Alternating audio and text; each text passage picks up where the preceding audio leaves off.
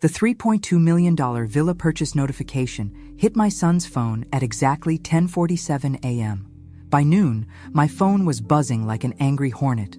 By evening, I was the most popular woman in Connecticut, and it only took destroying my family's financial expectations to make it happen. If you're watching this, subscribe and let me know where you're watching from. Let me paint you the picture. 3 days ago was March 15th, my 64th birthday.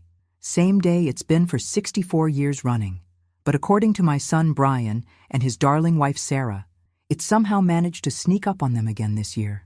What a coincidence that it happened to fall right during their annual spring getaway with Brian's mother-in-law, Patricia Wells, whose birthday conveniently lands on March 12th. Now, I'm not stupid. I figured out this little dance about 5 years ago. But this year, instead of my usual routine of subtle hints and not-so-subtle guilt trips, I decided to try something different. I said absolutely nothing. Didn't mention my birthday once. Didn't send those pathetic little reminder texts about having the weekend free. Just smiled and waved when they packed their bags for their spa weekend in Vermont. The moment their car disappeared down my driveway, I called my real estate agent. "Jennifer," I said, "find me the most beautiful waterfront property you can locate within 50 miles. Money is no object." She thought I was joking. 4 hours later, when we stood in the marble foyer of a stunning contemporary villa overlooking Long Island Sound, she realized I wasn't. The place had everything. Floor-to-ceiling windows, a gourmet kitchen that probably cost more than most people's cars, a master suite with a fireplace, and a deck that made you feel like you were floating above the water. "It's $3.2 million, Mrs. Thompson," Jennifer said carefully, like she was delivering bad news. "I'll take it. Don't you want to think about it? Maybe discuss it with your family?" I almost laughed at that. When was the last time my family discussed anything with me? "Jennifer, I'm 64 years old, and I've been thinking for most of them. Wire the funds tomorrow." That was Tuesday. By Wednesday afternoon, the deed was in my name. By Thursday morning, I was posting photos on every social media platform I could remember the passwords to. The living room with its sweeping ocean views. The kitchen island where I'd arranged a small celebration for one. The deck where I'd enjoyed my first solo birthday dinner in decades, complete with champagne and takeout from the most expensive restaurant in the area. The caption was simple: "Birthday celebrations at my new home. Sometimes the best gifts are the ones you give yourself." And that's when my phone started ringing. Brian was first, of course. My caller ID showed his name at 10:52 a.m., just 5 minutes after the bank alert would have hit his phone. See, Brian had been watching my finances for years, ever since Dad passed. Not officially, you understand, but he'd made himself a joint account holder for emergencies and set up alerts for any significant transactions. It was his way of keeping tabs on Mom, making sure I wasn't making any foolish decisions with my money. How thoughtful of him. I let it go to voicemail. The second call came from Sarah at 11:15, then Patricia Wells herself at 11:43, then Brian again at 12:02, 12:18, and 12:35. By 2 p.m., I had 17 missed calls and text messages ranging from concern to confusion to barely controlled panic. My personal favorite came from Sarah. "Mom Thompson, we're worried about you. This isn't like you. Please call us back so we know you're okay." Isn't like me. Lady, you have no idea what I'm like. You've just been dealing with the version of me that bends over backward to accommodate everyone else's convenience. Today, you're meeting Margaret Thompson, property owner and woman of independent means. I spent the afternoon unpacking the few boxes I'd brought from my old house. Personal items mostly. Photo albums, my grandmother's china, the quilt my mother made for my wedding. As I arranged my new life around me, I couldn't help but smile every time the phone rang. 23 missed calls by dinner time. The messages were getting increasingly desperate. But here's what they didn't know yet, what none of them had bothered to ask about in the 5 years since Dad died. Aunt Helen's inheritance. Sweet, unmarried Aunt Helen, who lived quietly in her Boston brownstone and collected vintage jewelry. The same Aunt Helen that Brian and Sarah had met exactly twice in all their years of marriage and couldn't be bothered to attend her funeral last September. Aunt Helen, who left her entire estate to her dear niece Margaret, the only family member who ever took the time to visit. $7.3 million, to be exact. After taxes and fees, I walked away with enough money to do exactly what I wanted for the first time in my adult life. And what I wanted was to stop being invisible in my own family. I poured myself a glass of wine from my new wine fridge and sat on my new deck, watching the sun set over water that actually belonged to me now. The phone was still buzzing, but I'd turned off the sound. Tomorrow would bring conversations, explanations, and probably some very uncomfortable family dynamics. Tonight was mine. For 6 years, my birthday had been treated like a scheduling inconvenience. Not officially, you understand. There was always an excuse, always something that just happened to come up, and wasn't it just terrible timing that it had to conflict with my special day? Year 1 was understandable.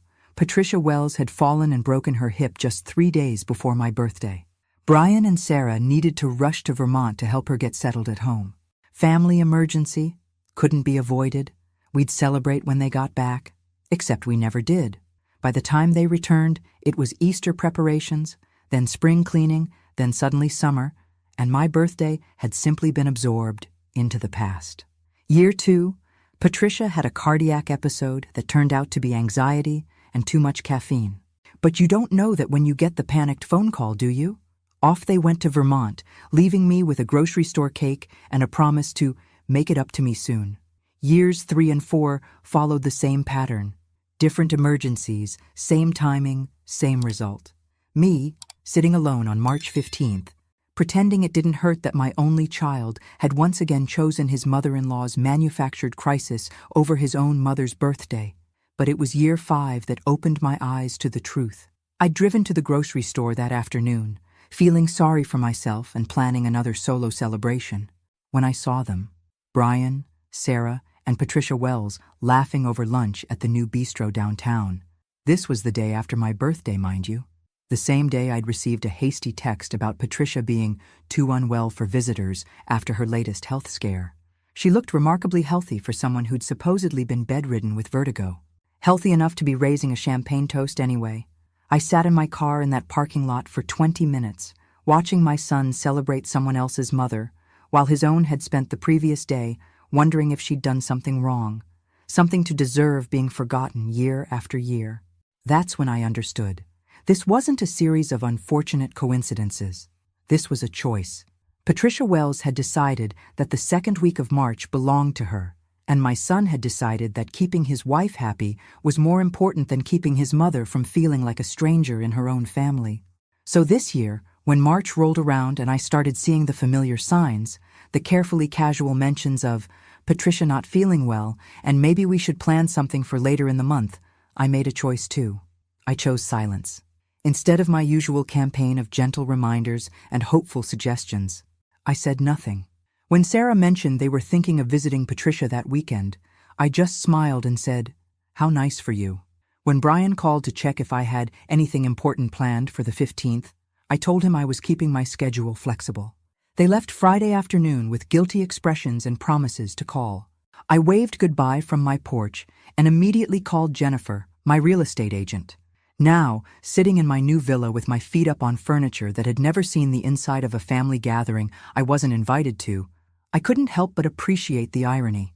They'd trained me so well to be invisible that they'd forgotten to pay attention when I actually disappeared. My phone lit up with another call. Brian, for the 4th time this hour. This time, I answered. "Hello, sweetheart," I said, my voice steady and pleasant. "Mom, thank God. Where are you? What's going on? Jennifer from Coastal Realty called and said you bought a house? A $3.2 million house?" I did indeed. It's lovely, Brian. Waterfront property, just like I always wanted. There was silence on the other end. Then, "Mom, are you feeling all right? This is very unlike you." Unlike me. There was that phrase again, as if I was some predictable little mouse who couldn't possibly make a decision without committee approval. "I'm feeling wonderful, actually. The best I've felt in years. How's Patricia's birthday celebration going?" Another pause. It's fine. But Mom, we need to talk about this house purchase. This is a major financial decision. You should have consulted with us first." "Should I? Why?" Because you're not thinking clearly. You don't just buy a $3.2 million house on impulse." I walked to my new windows and looked out at the water. A sailboat was gliding past, its white sails catching the late afternoon sun. Who says it was an impulse? Mom, you can't afford this. Dad's life insurance was comfortable, but not $3.2 million comfortable. What were you thinking? And there it was, the assumption that had driven so much of our relationship over the past few years. Brian had decided that I was financially fragile, emotionally fragile, probably mentally fragile too. A woman who needed to be managed and protected from her own poor judgment. Brian, I said softly, there are quite a few things about my financial situation that you don't know. What's that supposed to mean? It means I'm not the helpless widow you've been treating me like, and this conversation is far from over. But right now, I have a new house to enjoy and a birthday to celebrate. Mom, wait. I hung up. The phone started ringing again immediately. I turned it off and poured myself another glass of wine. Tomorrow would bring more difficult conversations, but tonight was still mine. The inheritance that changed everything had been sitting in my bank account for 6 months before I even told Brian that Aunt Helen had died. I know how that sounds. What kind of person doesn't mention that a relative has passed away? But here's the thing about Aunt Helen. To my family, she barely existed. Brian had met her twice in his 38 years. Sarah had shaken her hand at our wedding and promptly forgotten her name. When I'd mention her in conversation, I'd get polite nods and vacant expressions. Helen was my father's sister, a woman who'd chosen career over marriage back when that was still considered scandalous. She'd worked her way up from secretary to vice president at a Boston insurance company, bought her brownstone in the 1980s when Back Bay was still affordable, and spent 40 years making quiet, intelligent investments. I was the only family member who visited her regularly. Every other month, I'd drive to Boston and we'd spend the weekend together. We'd go to museums, try new restaurants, walk through the public garden. She'd tell me about her travels, her art collection, her complicated relationship with our father, who'd never quite forgiven her for refusing to settle down properly. Helen was sharp, funny, and completely unapologetic about living life on her own terms. Everything I'd been raised to think women shouldn't be. When she was diagnosed with pancreatic cancer last May, I was the one who sat with her through chemotherapy appointments, the one who helped her organize her affairs when it became clear the treatments weren't working, the one who held her hand when she died on a quiet Tuesday morning in September. Brian and Sarah sent flowers to the funeral. They were at a wine-tasting weekend in Napa and couldn't possibly change their plans. After the service, Helen's lawyer, Marcus Reed, asked me to stay behind. Helen left very specific instructions about her estate, he said, handing me a sealed envelope. She wanted you to read this privately. Inside was a letter in Helen's precise handwriting. Dearest Margaret, if you're reading this, I'm gone, and you're probably sitting in Marcus's office trying not to cry in front of a stranger. Stop it. I lived exactly the life I wanted to live, and I have no regrets. What you need to know is this. I've left you everything. The house, the investments, the art collection, all of it. Not because you're my only living relative, but because you're the only one who ever saw me as a person rather than an obligation or an embarrassment. I've been watching your family dynamics for years, and I need you to understand something. That son of yours loves you, but he's been programmed by that wife and her mother to see you as a burden to be managed rather than a woman to be respected. They've convinced him that you're fragile, that you need their protection, that you can't be trusted to make your own decisions. It's a subtle form of control, and I've seen it destroy too many women our age. They make you doubt your own judgment, then swoop in to help by taking over your life bit by bit. Don't let them do it to you, Margaret. You're stronger and smarter than they've allowed you to be. Use this inheritance to remember who you were before you became someone's mother, someone's wife, someone's responsibility. Live boldly. Make them remember that you're not just Brian's aging mother. You're Margaret Thompson, and you deserve better than being an afterthought in your own family.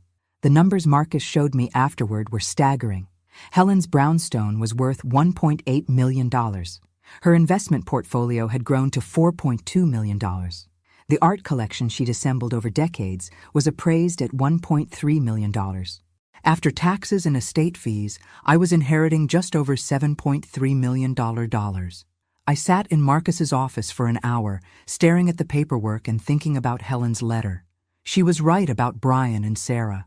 Over the past few years, they'd positioned themselves as my caretakers, making decisions about what was best for Mom without ever asking what I actually wanted.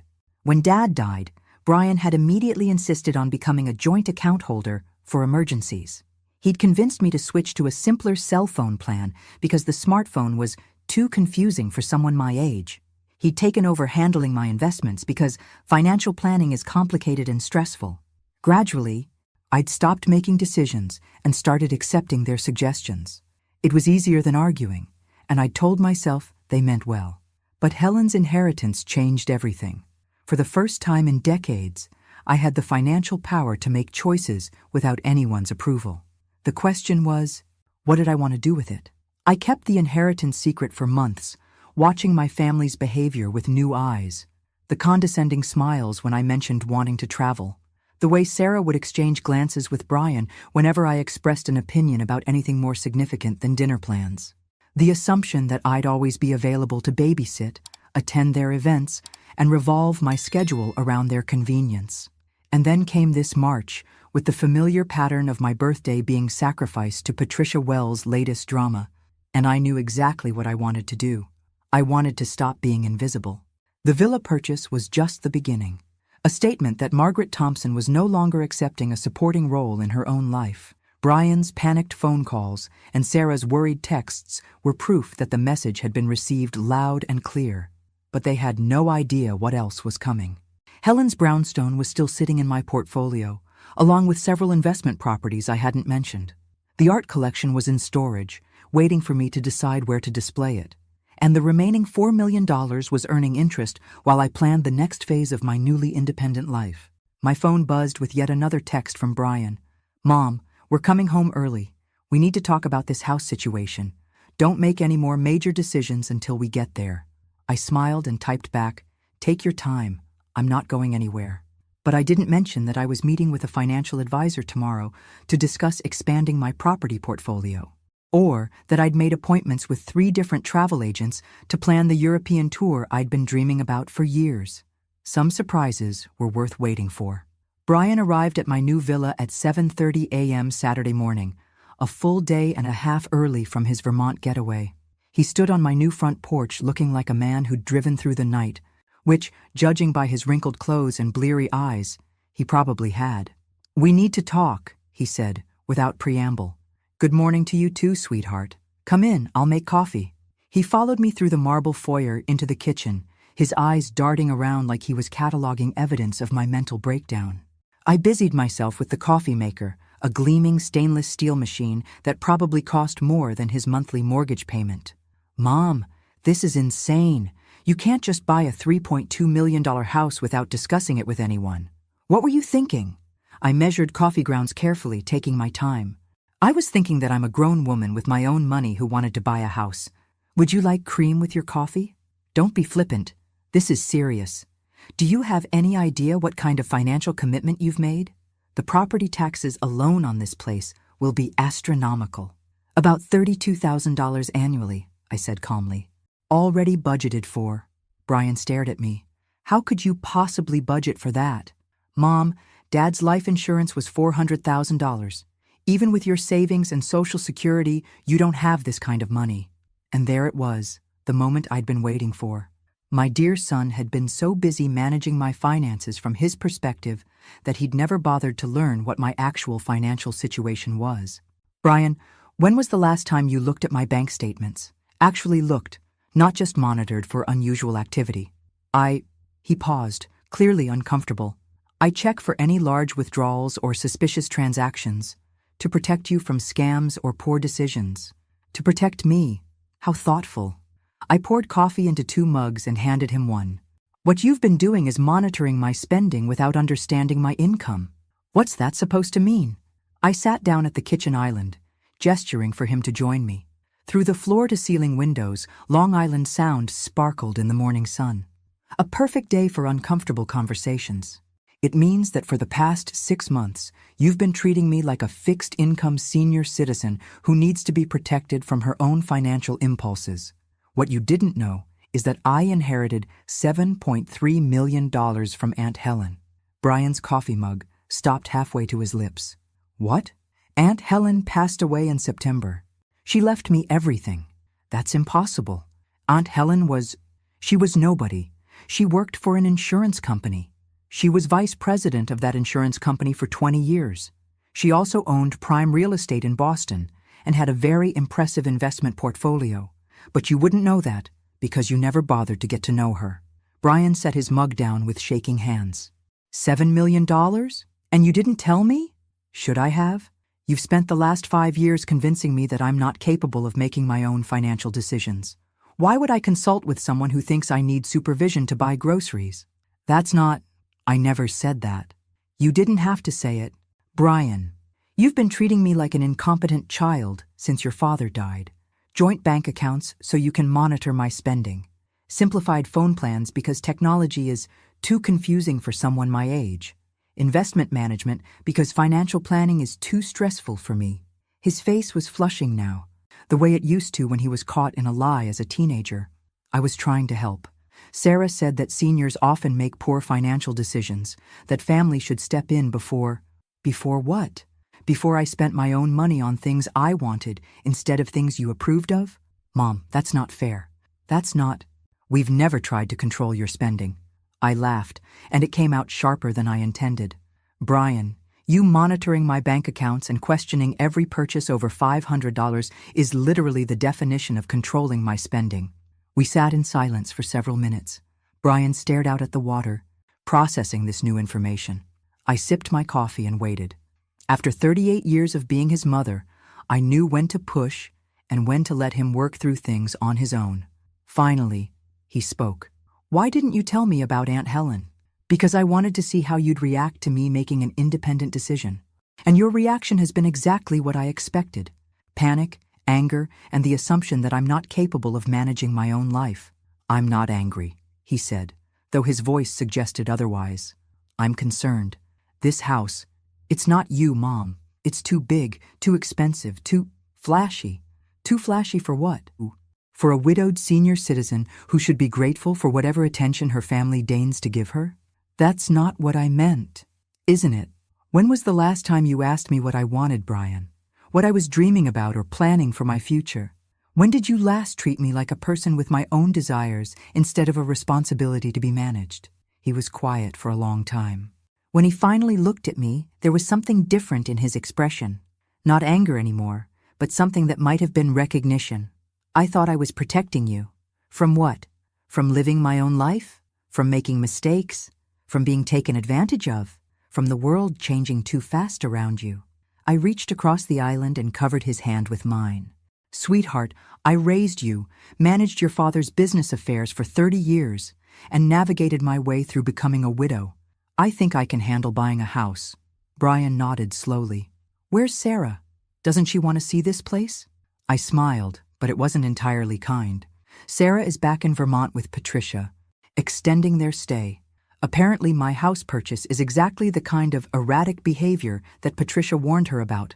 She thinks I might be having some sort of breakdown. Are you? If finally standing up for myself constitutes a breakdown, then yes, I suppose I am.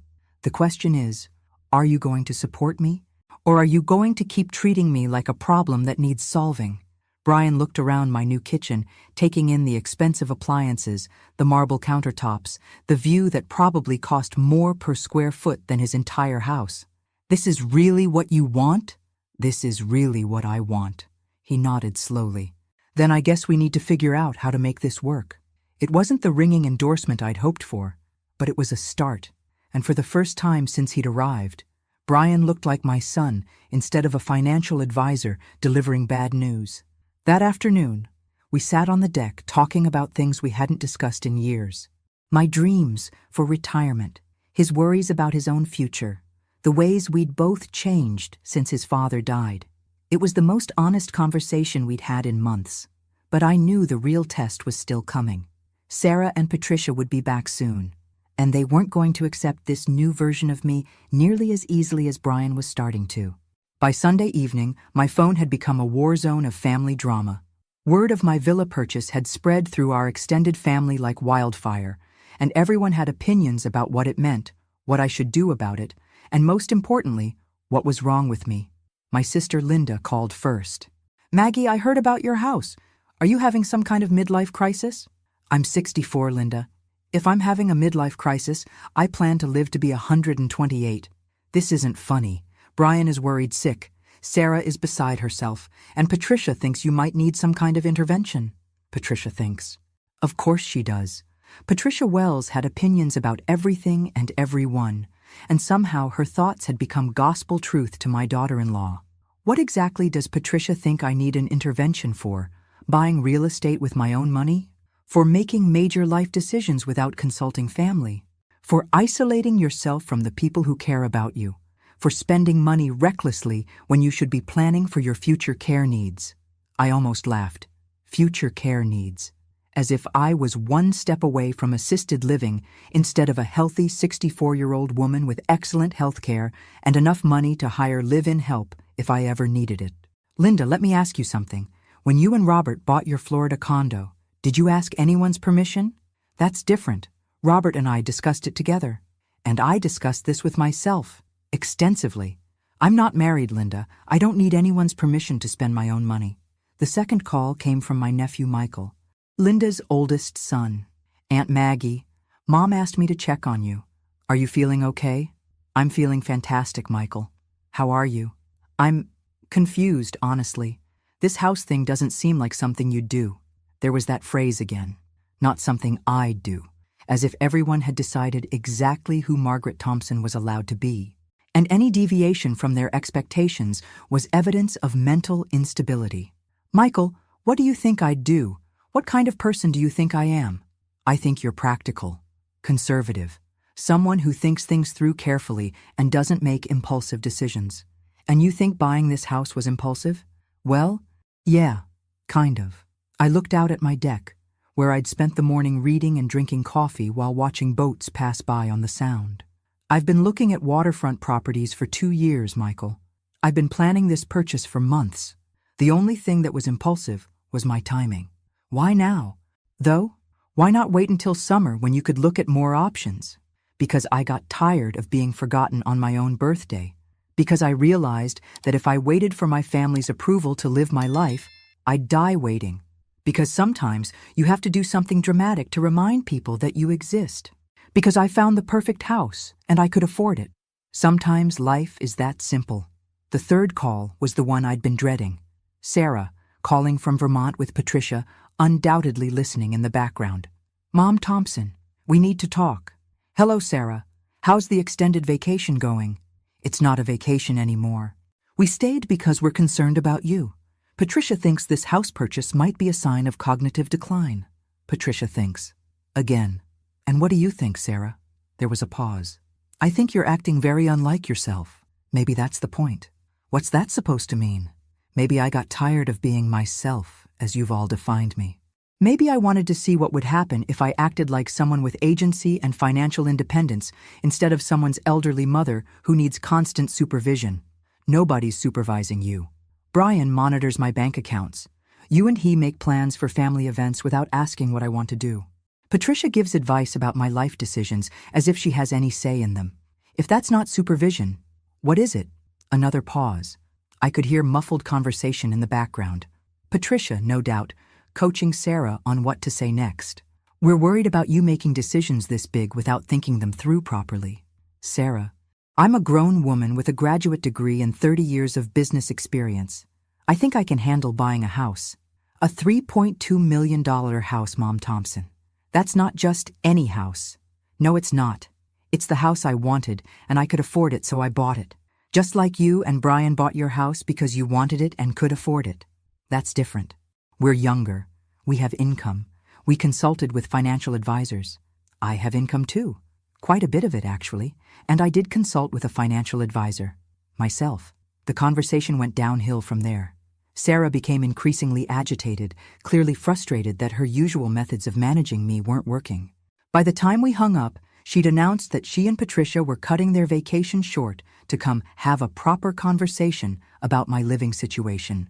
The fourth call came from Brian, obviously having been briefed by Sarah. Mom, I think we need to sit down as a family and discuss this situation.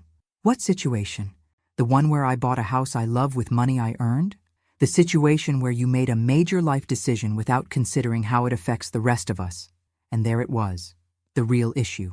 Not that I'd made a poor decision, but that I'd made a decision that affected their plans for managing my life. Brian, how does my living in a beautiful waterfront home affect you negatively? It doesn't, but it's not about the house, Mom.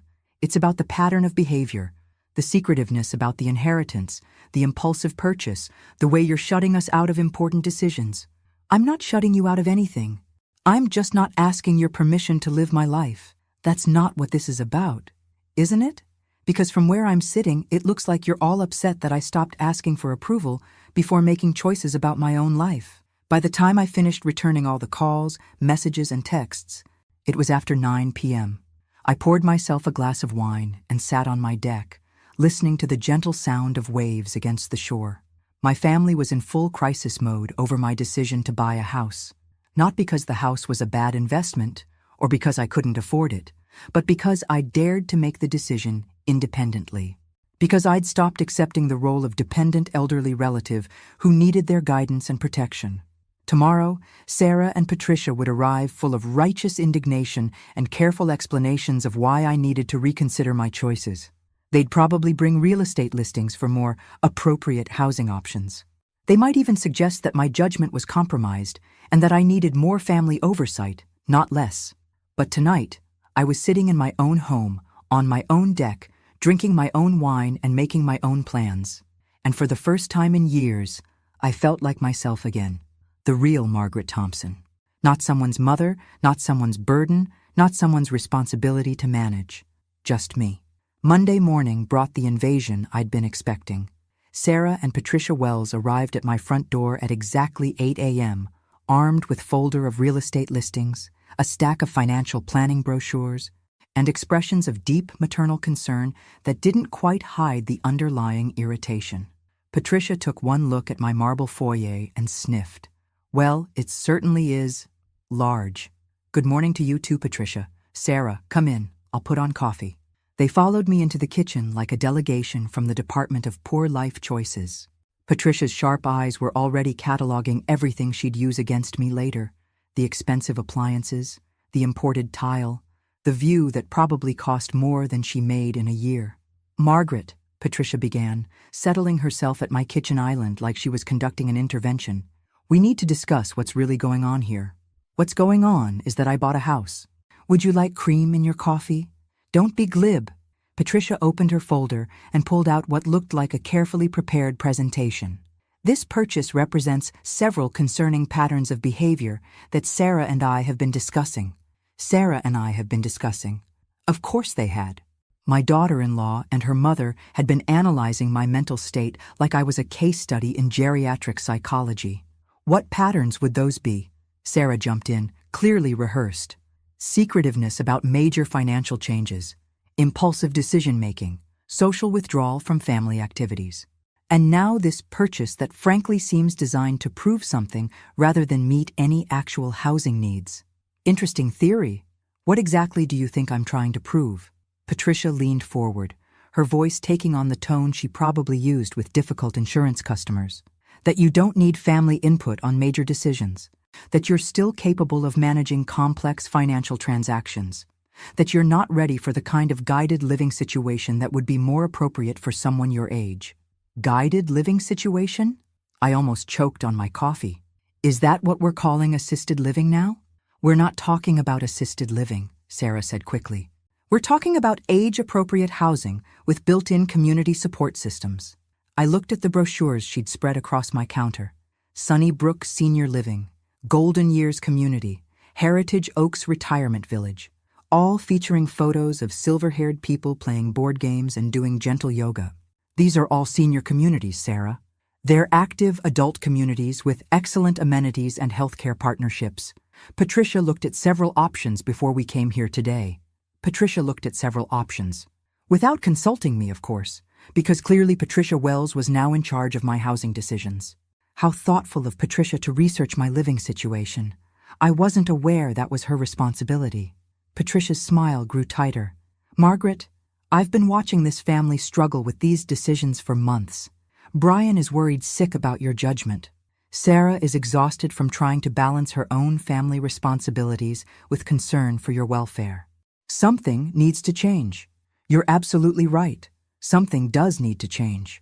They both perked up, clearly thinking they'd made progress. What needs to change is this assumption that I require management by committee. I'm 64 years old, not 94.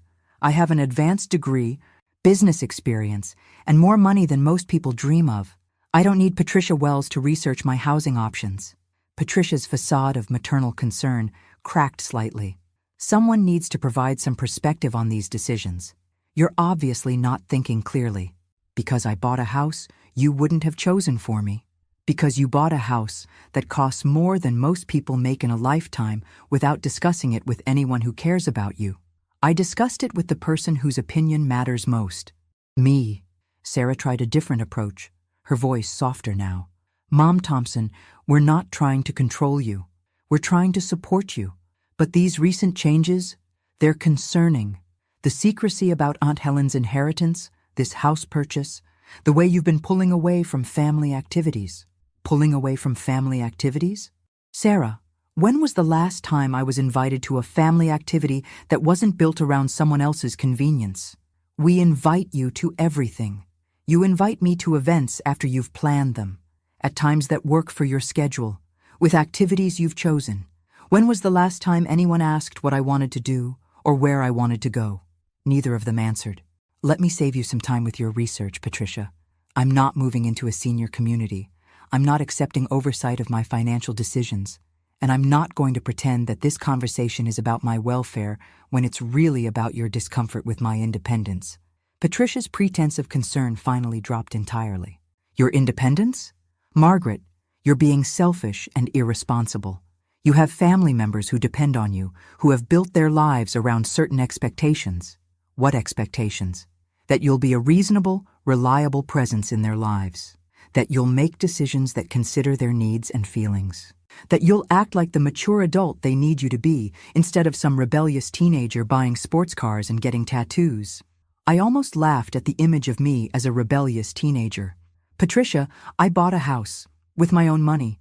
How exactly does that affect your needs and feelings?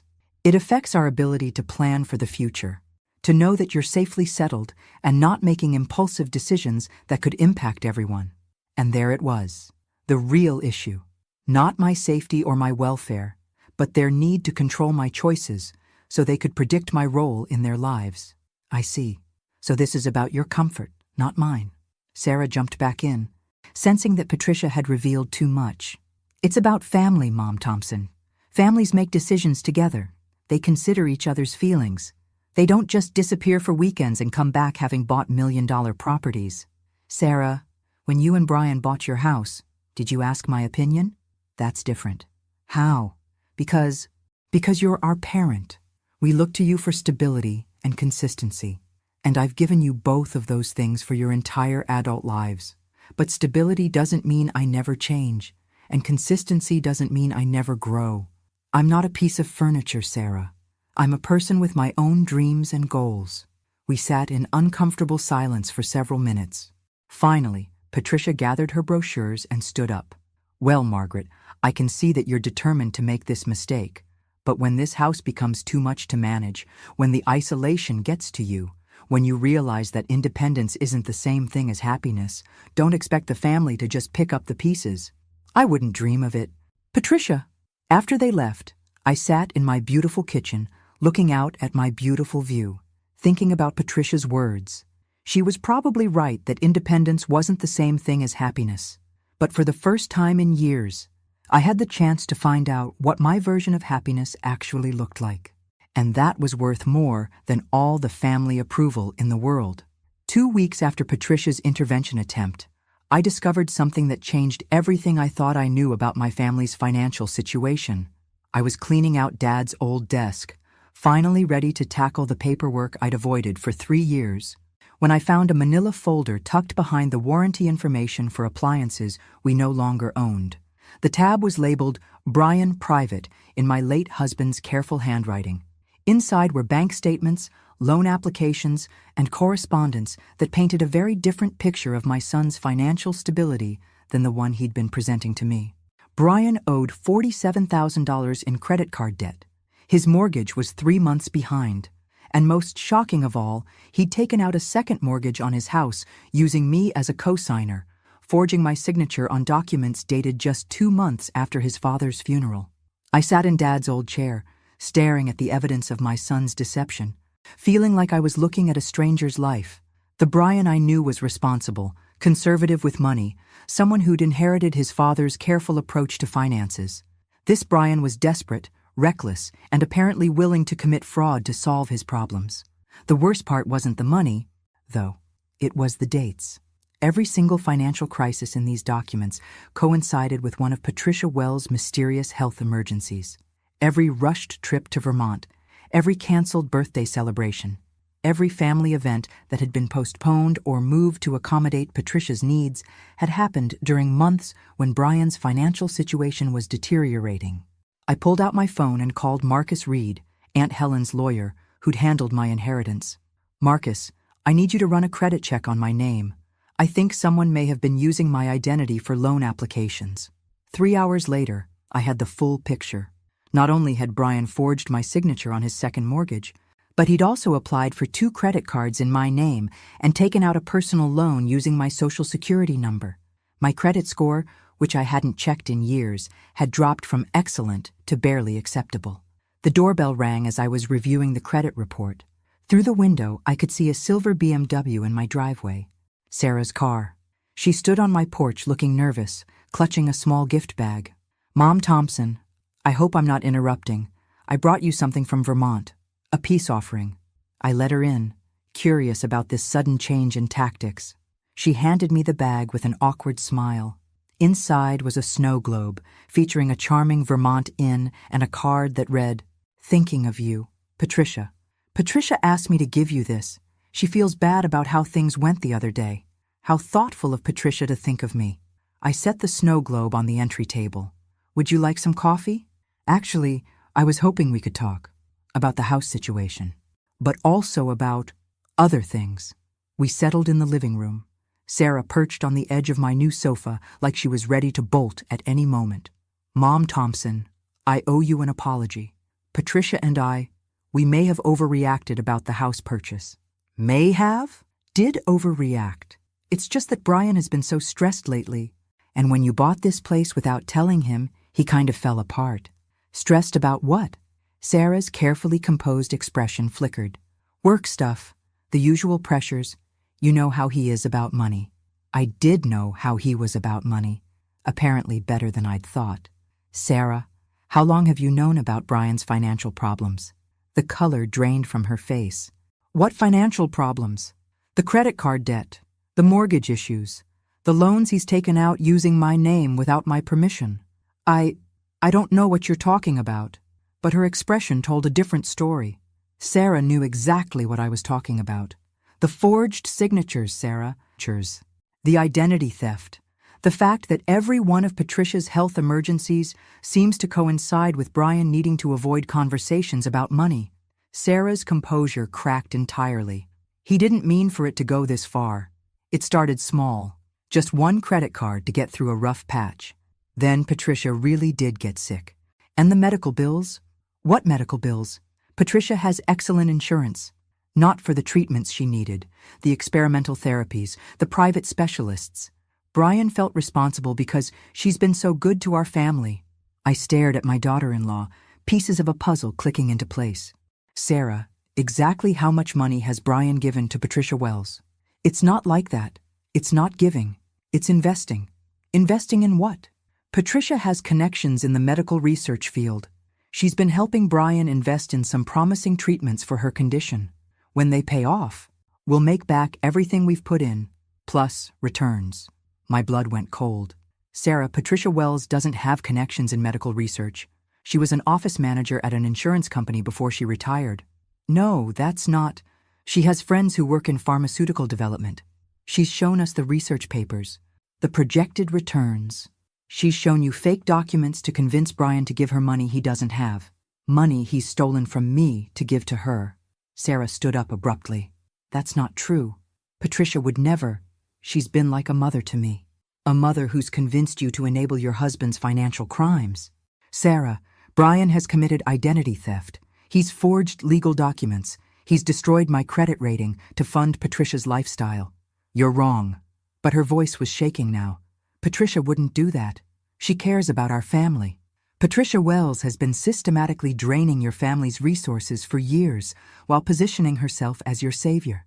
Every emergency, every crisis, every desperate need for funds has been carefully orchestrated.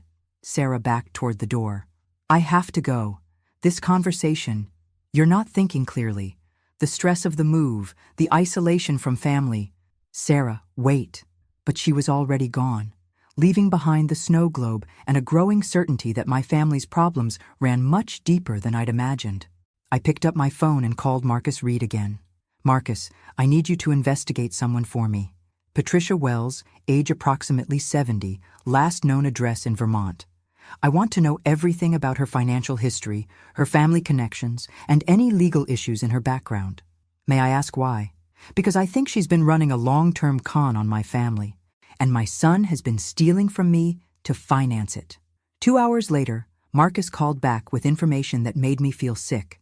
Patricia Wells wasn't Patricia Wells at all. Patricia Wells was actually Patricia Warren, and she had a criminal history spanning 3 states and 20 years. Marcus's research revealed a pattern that was as impressive as it was terrifying. Patricia had been targeting families with aging parents and financial resources since the early 2000s.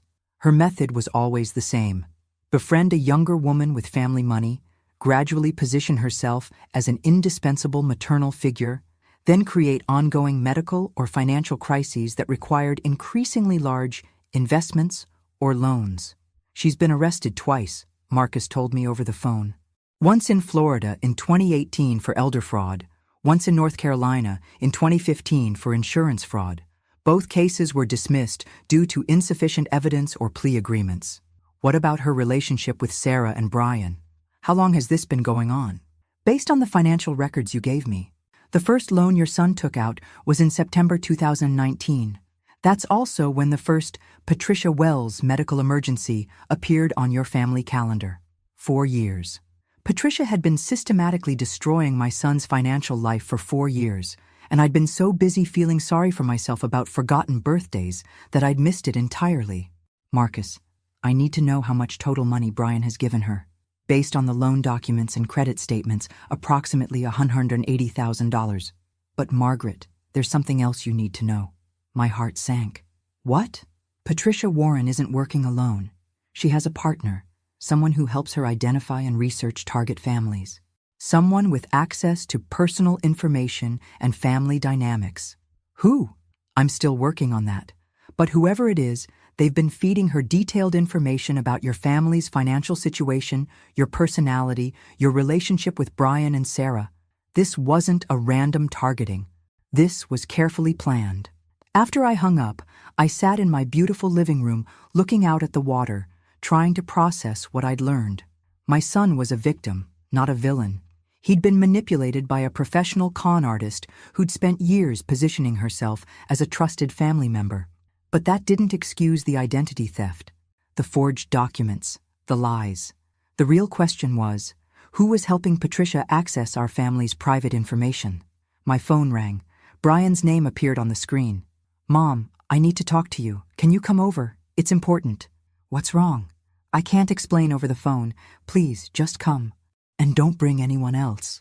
20 minutes later, I stood in Brian and Sarah's living room, looking at my son's haggard face and wondering how I'd missed the signs of his distress.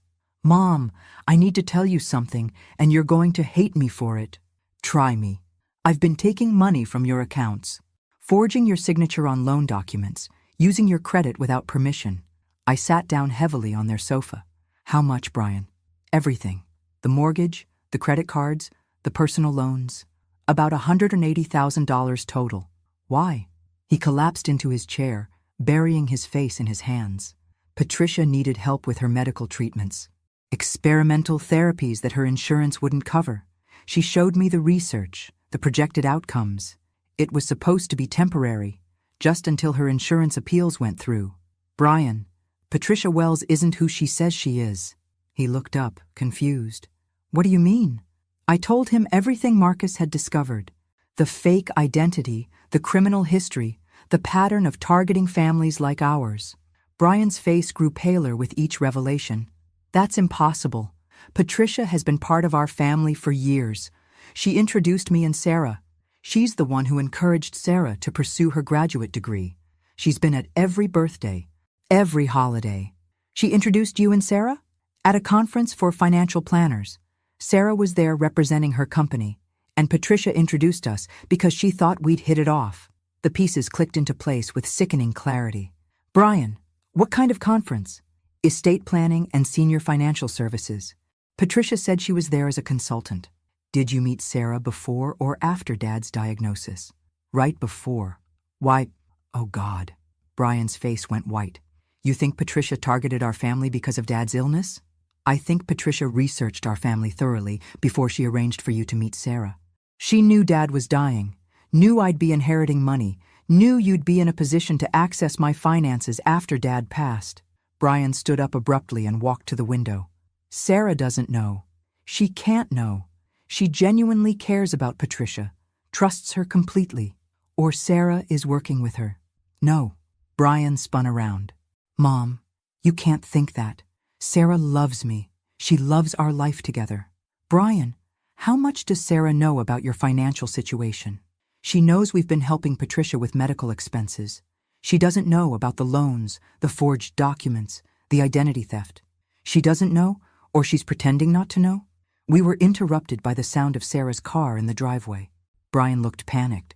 Don't tell her we talked about this. Not yet. I need time to figure out how to explain everything. Brian, we don't have time.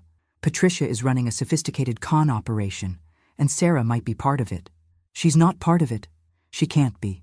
The front door opened, and Sarah walked in carrying shopping bags and wearing a bright smile that didn't reach her eyes.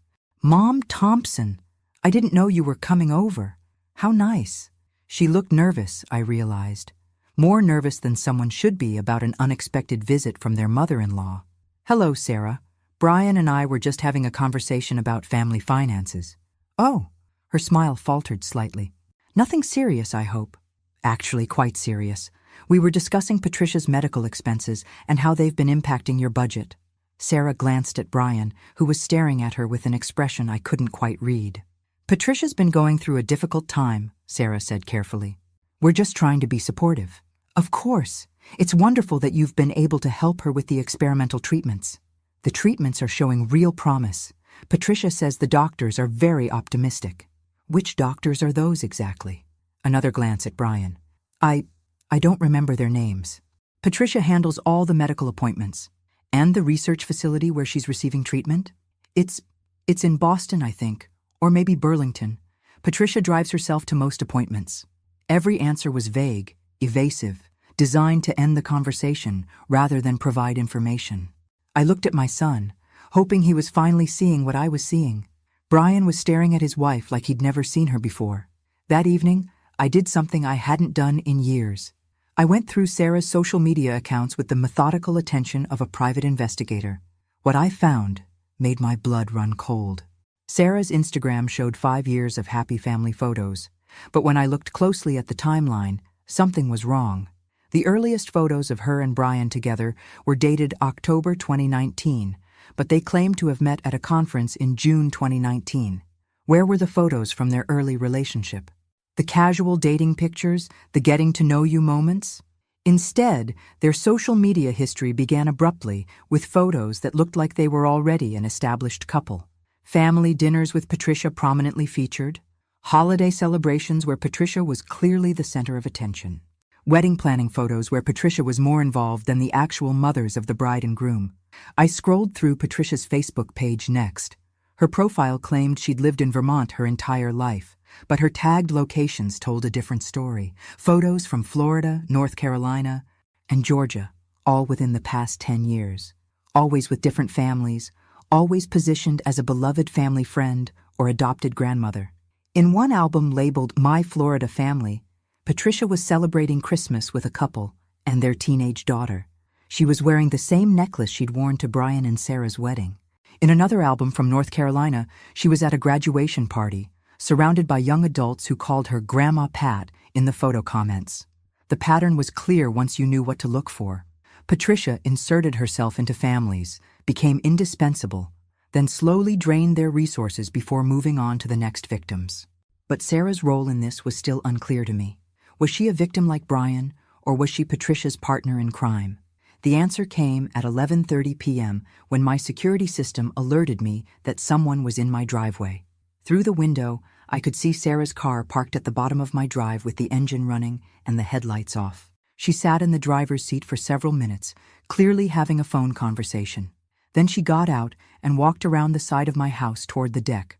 I watched from the darkness of my living room as she tried the sliding door that led from my deck into the kitchen. When it didn't open, she pulled out her phone and made another call. I couldn't hear the conversation, but her body language was agitated, frustrated. After 10 minutes, she returned to her car and drove away. The next morning, I called Marcus Reed. Marcus, I need you to run a background check on Sarah Mitchell. That was her maiden name before she married Brian. Any particular reason? I think she might be working with Patricia Warren. I need to know if Sarah is who she claims to be. The results came back within hours, and they confirmed my worst fears. Sarah Mitchell had never worked for the financial services company she claimed to represent. The university degree she'd shown Brian was fake. Her employment history was fabricated. Even her age was a lie. She was actually 38, not 32, as she'd told Brian.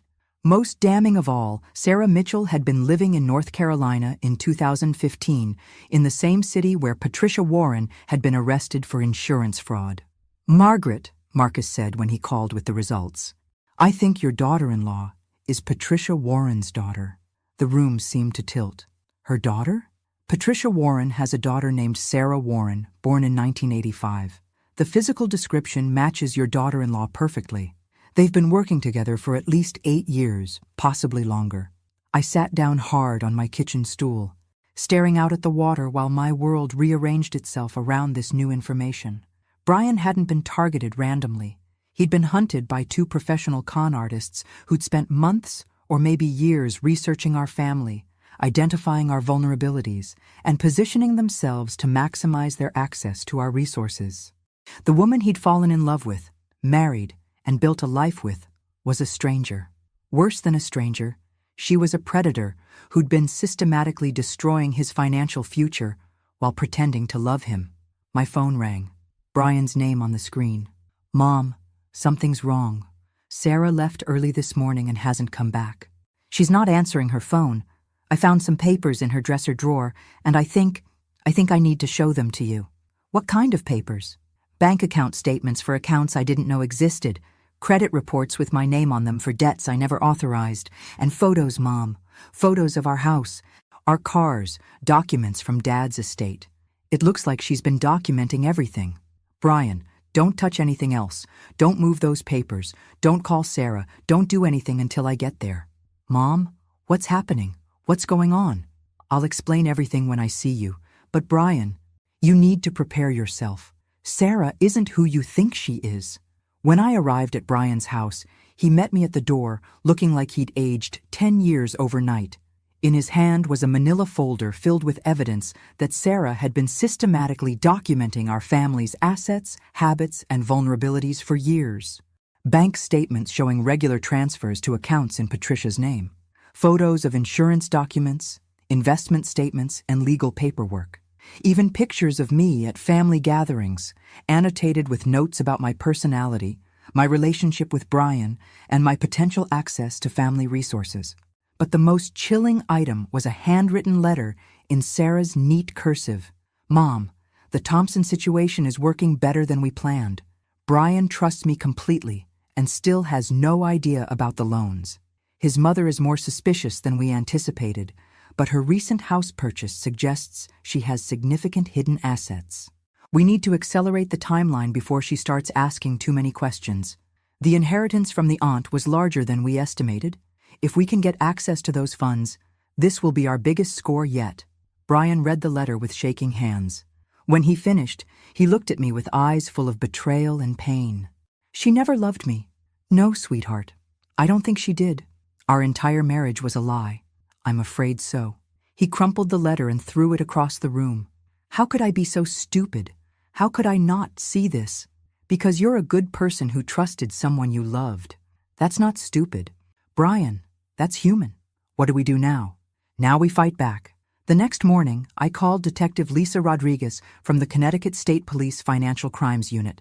Detective Rodriguez, I need to report an ongoing fraud scheme involving identity theft, forged documents, and what I believe is a mother-daughter con artist team.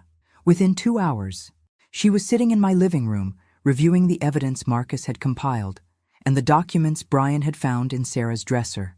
Mrs. Thompson, this is quite an operation they've been running. The level of planning and documentation suggests they've done this before, probably multiple times. My lawyer found evidence of similar schemes in Florida and North Carolina. We'll coordinate with those jurisdictions. But first, I need to ask, do you know where Sarah and Patricia are right now? Sarah disappeared yesterday morning. Patricia is supposedly in Vermont, but I doubt that's true. Detective Rodriguez made notes on her tablet. We'll need to move quickly. If they suspect they've been discovered, they'll try to liquidate whatever assets they can access and disappear.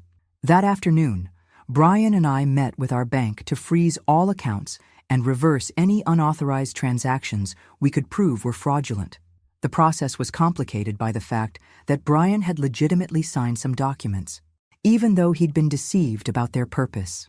Mr. Thompson, the bank manager explained, some of these transactions will be difficult to reverse because you did authorize them, even if you were misled about why the money was needed.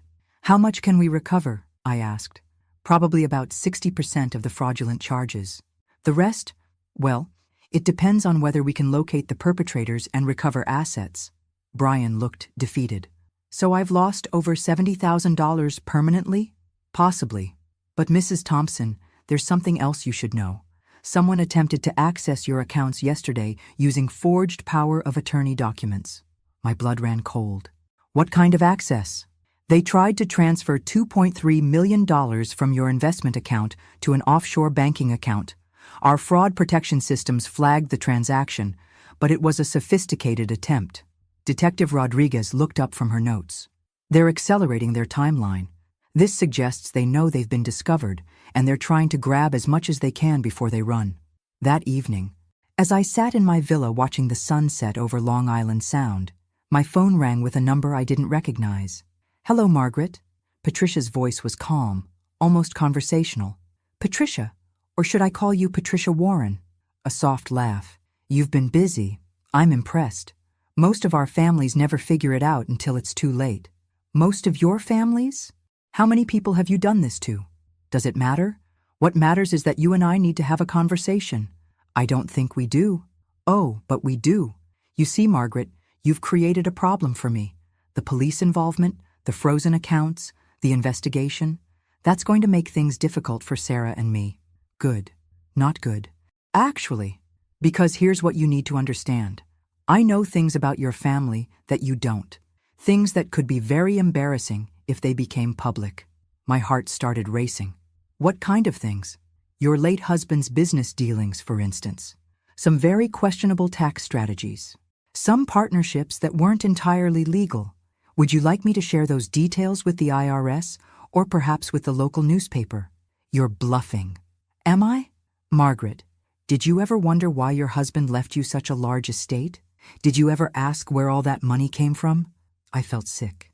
My husband was an honest businessman. Your husband was a tax evader who used shell companies to hide income for 15 years. I have documentation that would destroy his reputation and probably result in significant tax penalties for his estate. Your estate, Margaret. The room was spinning. What do you want? I want you to call off the investigation. I want the frozen accounts released, and I want a cashier's check for $3 million as a gesture of goodwill. Or I release information that will destroy your family's reputation and probably land your son in prison as an accessory to his father's crimes. Brian doesn't know anything about his father's business, doesn't he? He signed a lot of documents over the years, Margaret. Power of attorney forms, investment authorizations, tax papers. If I can prove he knew about the illegal activities, he becomes criminally liable. My hands were shaking. You planned this from the beginning. I plan everything, Margaret. That's why I'm good at what I do. And if I pay you? Then Sarah and I disappear, and your family's secrets stay buried. Everyone wins. I need time to think. You have 24 hours. I'll call you tomorrow evening with wire transfer instructions. After she hung up, I sat in the darkness for a long time, trying to decide what kind of woman I was. The old Margaret would have paid, would have protected her family's reputation at any cost, would have sacrificed herself to keep Brian safe. But the new Margaret, the one who'd bought a $3.2 million villa and discovered her own strength, had a different idea. I called Detective Rodriguez. Detective, I just received a blackmail demand from Patricia Warren. I think it's time to set a trap. The trap we set was elegant in its simplicity. Detective Rodriguez arranged for me to wear a recording device during Patricia's final call. We also set up surveillance at 3 locations where Patricia might try to collect the money she'd demanded. But first, I had to have the hardest conversation of my life with my son. Brian, there are some things about your father's business that I need to tell you. We sat in my living room, the late afternoon sun streaming through the windows, while I explained about Dad's tax evasion, the shell companies, and the questionable business practices that had built our family's wealth. I found out about it 2 years before he died, I told Brian. He was terrified that the IRS would discover the hidden income, that we'd lose everything. He spent the last years of his life trying to legitimize the money through careful investments and charitable donations. Brian was quiet for a long time. Did you know when you were married to him? Not until the end. I handled some of the business paperwork, but he kept the illegal activities separate from the legitimate business. I signed documents without understanding what they really meant, like I did with Sarah. Exactly like that. Are we going to prison? Mom? I don't know, but I'm not paying blackmail money to find out. Whatever consequences we face, we'll face them honestly. That evening, Patricia called exactly on schedule. With Detective Rodriguez listening from another room and recording equipment capturing every word, I let Patricia lay out her demands one final time. Have you made your decision, Margaret? I have. The answer is no. Silence on the other end.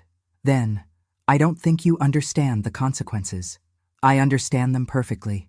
You're going to release information about my husband's tax evasion. You're going to try to implicate Brian in crimes he didn't commit. You might succeed in destroying our reputation and costing us a lot of money. Then why are you refusing to pay? Because I'm done being afraid, Patricia. I'm done letting people control me with threats and manipulation. If my husband broke the law, then there will be consequences. If Brian and I have to face financial penalties or even criminal charges, then we'll face them. But I will not give you one more dollar to maintain the illusion that my life is perfect. You're making a mistake, Margaret. Maybe. But it's my mistake to make. You'll regret this. I doubt it. You see, Patricia, you made one critical error in your assessment of my family. What's that? You assumed that I cared more about protecting my reputation than protecting my dignity. You were wrong. I hung up. Within hours, Patricia made good on her threats. The local newspaper received an anonymous package containing documentation of Dad's business irregularities. The IRS received copies of the same information. Brian and I spent the next week meeting with lawyers, accountants, and tax specialists. The damage was significant. I had to pay $1.8 million in back taxes and penalties. Brian faced potential criminal charges for signing documents related to the illegal activities, though his lawyer was confident that his lack of knowledge would protect him from prosecution. But something unexpected happened during those terrible weeks of legal meetings and financial reckonings. Brian and I grew closer than we'd been in years. Without the weight of secrets between us, without the manipulation of Patricia and Sarah, we rediscovered the relationship we'd lost after his father died. "I'm sorry, Mom," he said one evening as we sat on my deck watching the sunset.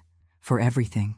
The identity theft, the lies, the way I treated you like you couldn't handle your own affairs. I'm sorry, too. For keeping secrets about your father's business, for letting you struggle with Sarah's manipulation without realizing what was happening. Do you think we'll get through this? I know we will. We might be poorer and certainly wiser, but we'll get through it."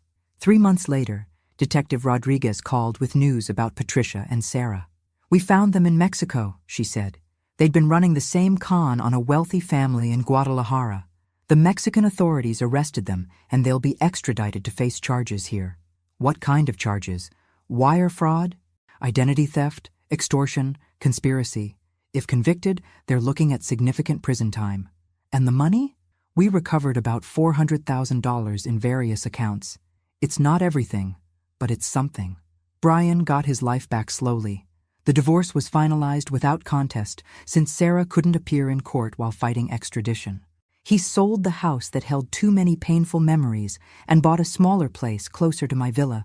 I kept the waterfront property not because I needed all that space, but because it represented something important. The moment I stopped apologizing for taking up room in my own life. Now, a year later, I wake up every morning in my beautiful bedroom overlooking Long Island Sound, and I think about the lessons I learned from Patricia Warren and her daughter. They taught me that some people will see kindness as weakness, generosity as stupidity, and love as an opportunity for exploitation. They showed me that the people closest to us can sometimes hurt us the most, not because they hate us, but because they've learned to see us as resources rather than people. But most importantly, they taught me that dignity isn't something you can buy or protect by avoiding conflict. Dignity is something you claim by refusing to let others define your worth, your capabilities, or your choices. I'm 65 now, Brian visits twice a week, and we're building a relationship based on honesty rather than assumptions. I've started traveling, taking art classes, and making friends who see me as Margaret, not someone's mother or widow or responsibility. Sometimes the best revenge isn't getting even. Sometimes it's simply refusing to stay small in a world that keeps trying to shrink you. The villa purchase that started this whole mess wasn't really about the house. It was about claiming space, demanding attention, and insisting on my right to exist as a complete person rather than a convenient afterthought. And thanks for listening. Don't forget to subscribe and feel free to share your story in the comments. Your voice matters.